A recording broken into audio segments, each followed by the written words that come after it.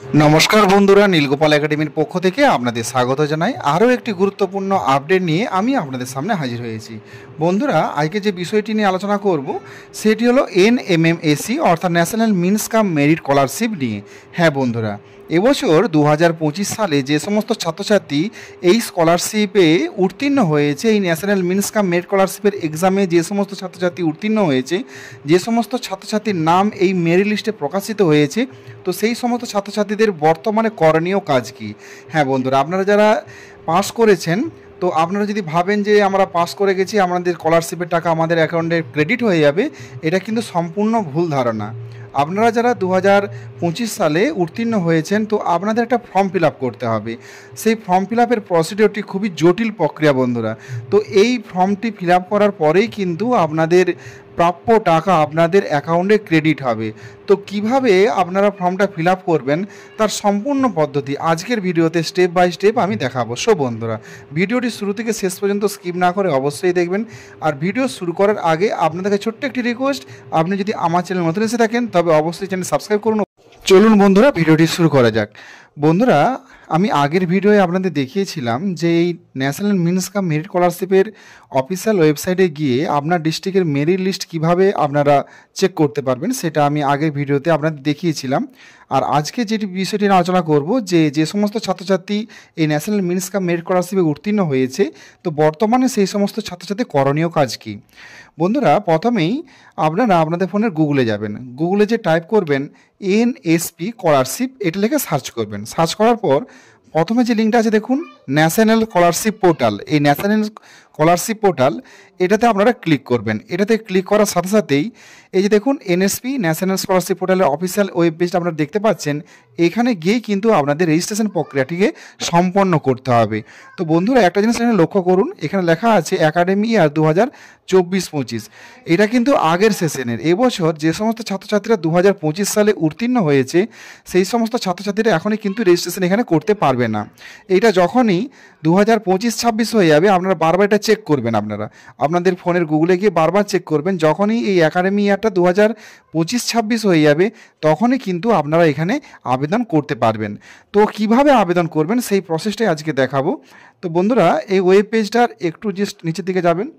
এই যে দেখুন স্টুডেন্ট বলে যে অপশানটা লেখা আছে, দেখতে পাচ্ছেন আপনারা। এই প্রথমে এই স্টুডেন্ট অপশানটায় আপনারা ক্লিক করবেন।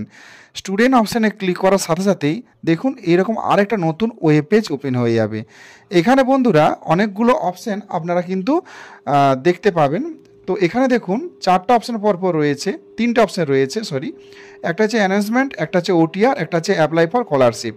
তো এখানে প্রথম যে অপশানটা আছে দেখুন অ্যানাউন্সমেন্ট, এখানে ভিউ অল অপশানটা যে রয়েছে না, এই ভিউ অল অপশানটায় আপনারা প্রথমে ক্লিক করবেন। এখানে আবেদন করার আগে অবশ্যই আপনারা এই অ্যানাউন্সমেন্ট অপশানটাকে এই ভিউ অলে ক্লিক করে আগে পুরোটা জিনিসটা দেখে নেবেন। তো এখানে ক্লিক করার সাথে সাথে আরেকটা নতুন ওয়েব পেজ ওপেন হয়ে যাবে। তো দেখুন এখানে একটা নোটিফিকেশান পেজ আপনারা দেখতে পাবেন, পুরোটাই কিন্তু ইংলিশে লেখা আছে। এটাকে চাইলে আপনি বাংলাতেও ট্রান্সলেট করে নিতে পারেন। তো আমরা এটাকে বাংলায় ট্রান্সলেট করে নিয়েছি। তো ট্রান্সলেট করে নেওয়ার পর এখানে আপনাদের দেখাচ্ছি যে এই নোটিফিকেশান পেজে কি বলা হয়েছে। বন্ধুরা, এই নোটিফিকেশান পেজে সবচেয়ে গুরুত্বপূর্ণ যে বিষয়টি হলো, সেটি হলো NPCI ভারত আধার সিডিং এনরোল প্ল্যাটফর্ম চালু করা হয়েছে, যাতে নাগরিক ডিজিটাল মোডে কিছু কার্যক্রম পরিচালনা করতে সক্ষম এবং সরাসরি সুবিধা স্থানান্তরের জন্য স্বপরিষেবা মোডে আধার সিডিং এবং সিডিং কার্যক্রম সহায়তা করতে পারে। তো বন্ধুরা, এই স্কলারশিপে আবেদন করতে গেলে অবশ্যই কিন্তু আপনার আধার কার্ডের সঙ্গে মোবাইল নাম্বার কিন্তু অ্যাড থাকতে হবে প্রথমত। আর দ্বিতীয়ত হচ্ছে আপনার ব্যাংকের অ্যাকাউন্টের সাথে কিন্তু আধার লিঙ্ক থাকতে হবে। এই দুটো কাজ কিন্তু অবশ্যই হতে, মানে আপনার আধারটা কিন্তু সবসময়ের জন্য সুন্দরভাবে অ্যাক্টিভ থাকতে হবে। কোনো আধার কার্ডে কোনো নাম ভুল হওয়া তো চলবে না, মোবাইল নাম্বার অ্যাড থাকতে হবে এবং সব যেমন ঠিকঠাক থাকে, এমনকি আপনার ব্যাংকের অ্যাকাউন্টের সঙ্গে আপনার আধার কার্ডের যেমন KYC সব কিছু যেন ঠিকঠাক থাকে, তবেই কিন্তু আপনি এখানে আবেদন করতে পারবেন। যদি আপনার আধার কার্ডে কিছু সমস্যা থাকে, তাহলে অবশ্যই কিন্তু আপনাকে আগে আধার কার্ডটা ঠিক করে নিতে হবে এবং তার সাথে ব্যাংকের অ্যাকাউন্টের সঙ্গে KYC করে নিতে হবে, মোবাইল নাম্বার যোগ করে নিতে হবে, তারপরেই কিন্তু আপনি এখানে আবেদন করার জন্য আসবেন। তো বন্ধুরা, এখানে আরেকটা বিষয় আছে, সেটা হলো শিক্ষার্থীদের প্রথমে নতুন OTR এর জন্য নিজেদের নিবন্ধ করতে হবে, মানে OTR এ আবেদন করতে হবে। OTR জিনিসটা কি সেটা আমি আপনাদের একটু পরে জানাচ্ছি। তো এখানে আরও কিছু বলা আছে, আমি একটু ছেড়ে ছেড়ে বলছি, কারণ পুরো নোটিফিকেশানটা পড়লে ভিডিওটা অনেকটা বড় হয়ে যাবে, এই জন্য আমি একটু ছেড়ে ছেড়ে বলছি। তো এখানে দেখুন আবেদন গ্রহণের শেষ তারিখ 31/10/2024 এবং আইএনও স্তরে যাচাইয়ের শেষ তারিখ হচ্ছে 15/11/2024। বন্ধুরা, এটা আগের সেশনে আগেই আপনাদের বলেছি, নতুন সেশনে কিন্তু এখনও পর্যন্ত কোনো ওপেন হয়নি। যখনই আপনার এই শিক্ষাবর্ষ 2025-26 হয়ে যাবে তখনই কিন্তু আপনারা আবেদন করতে পারবেন। তো বারবার বলেছে যে ওটিআর জেনারেট করতে হবে এবং ওটিআরে আবেদন করতে হবে।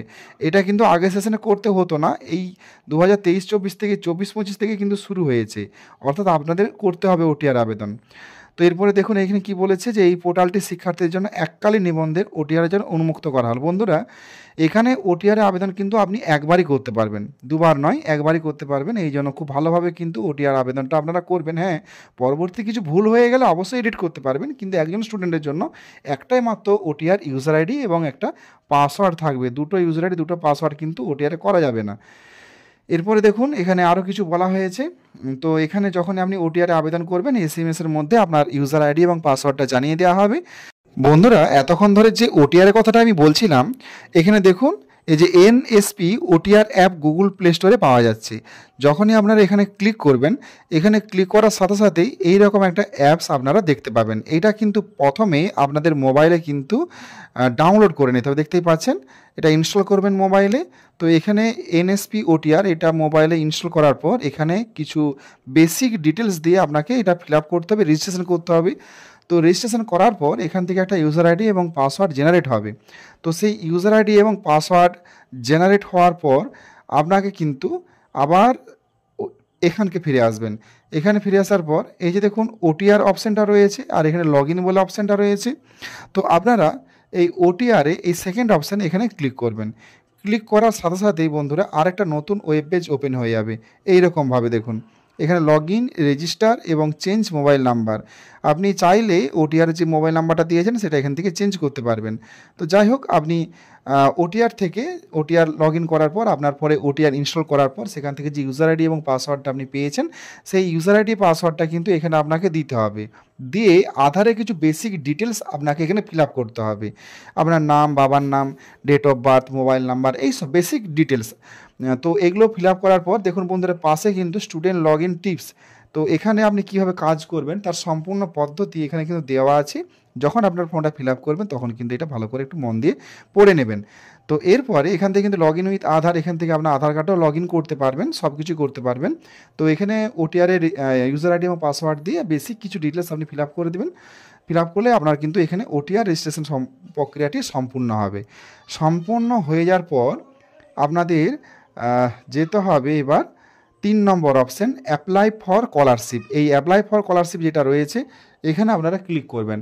এখানে ক্লিক করার সাথে সাথে আরেকটি নতুন ওয়েব পেজ ওপেন হয়ে যাবে। এখানে দেখুন এখানে অনেক কিছু কাজ করা যাবে। আপনি সেই ওটিআর যে নম্বরটা পেয়েছেন, রেজিস্ট্রেশন নাম্বার এবং ওটিআরের ইউজার আইডি এবং পাসওয়ার্ড, সেই ইউজার আইডি পাসওয়ার্ডটা এখানে দিয়ে আপনাকে এই রেজিস্ট্রেশনের প্রক্রিয়াটাকে সম্পূর্ণ করতে হবে। এছাড়াও ধরুন আপনার ওটিআর নম্বরটা হারিয়ে গেছে, আপনি ইউজার আইডি পাসওয়ার্ডটা মনে নেই আপনার, তো এখানে নো ইওর ওটিআর, এখান থেকে কিন্তু আপনি ইউজার আইডি এবং পাসওয়ার্ডটা পুনরায় আবার লগ ইন করতে পারবেন, খুঁজে পেতে পারেন এখান থেকে, এবং এখান থেকে রেজিস্ট্রেশন করতে পারেন, সব কিছু করতে পারবেন। তো সেই ওটিআর নাম্বার মানে ইউজার আইডি এবং পাসওয়ার্ড দিয়ে এখানে পুরো ফর্মটা আপনি ফিল আপ করতে পারবেন। তো ফর্মটা কীভাবে ফিল আপ করবেন, স্টুডেন্ট লগ ইন টিপস এখানে দেওয়া আছে, আপনারা একটু ভালো করে দেখে নেবেন। তো মূলত হলো এই হলো প্রসেস। এবং এখানে একটা কথা বলে রাখি আপনাদের, এখানে রেজিস্ট্রেশন প্রক্রিয়াটা সম্পূর্ণ হয়ে যাওয়ার পর একটা প্রিন্ট আউট পাওয়া যাবে, একটা পেজ আপনি প্রিন্ট আউট করে নেবেন, একটা পিডিএফ ফাইল। তো প্রিন্ট আউট করার পর সেই ডকুমেন্টটিকে স্কুলে নিয়ে যেতে হবে। স্কুলের হেডমাস্টার মশাই সেখানে সিগনেচার স্ট্যাম্প দিয়ে সই করে দেবেন। তারপর সেটাকে নিয়ে এসে পুনরায় কিন্তু এখানে আপলোড করতে হবে। যদিও আগে সেশন আপলোড করতে হয়নি, তবে এই বছর হয়তো আপলোড করতে হতে পারে।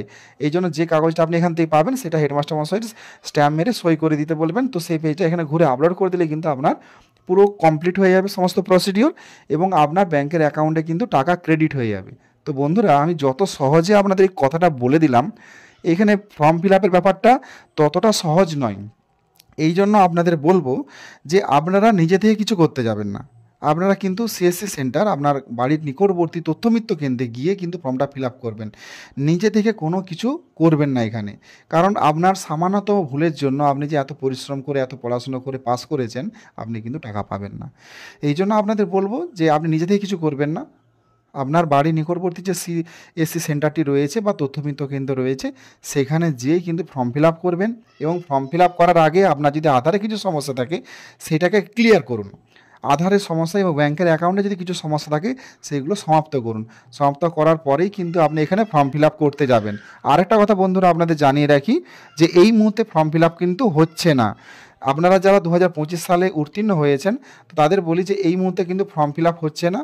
আপনারা বারবার কিন্তু এই এনএসপি পোর্টালটাকে ওপেন করে দেখবেন। যখনই দেখবেন এটা 2025-26 হয়ে গেছে, একাডেমি ইয়ার 2025-26 হয়ে গেছে, তখনই কিন্তু আপনারা এই স্কলারশিপে আবেদন করতে পারেন, মানে এই ফর্মটায় আবেদন করতে পারবেন। আর এই ফর্ম ফিল আপ করলেই কিন্তু আপনি এখান থেকে কিন্তু প্রতি বছর 12,000 করে ক্লাস 9, 10, 11, 12 4 বছর প্রতি বছর 12,000 টাকা করে পাবেন।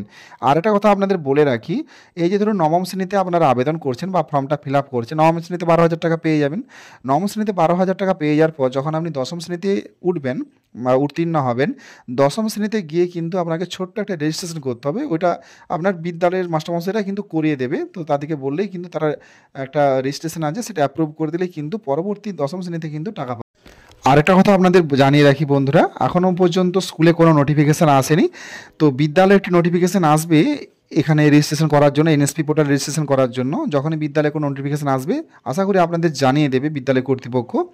তো যাই হোক, আর এবছর নতুন আবার এনএসপি অর্থাৎ NMMSC অর্থাৎ ন্যাশনাল মিনস কাম মেরিট স্কলারশিপের কিন্তু এক্সাম হবে।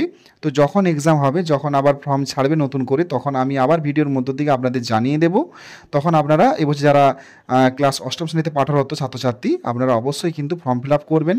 তো এখানে একবার যদি আপনারা উত্তীর্ণ হতে পারেন তাহলে 12,000 টাকা করে প্রতি বছর পাবেন, 4 বছর কিন্তু 12,000 টাকা করে পাবেন।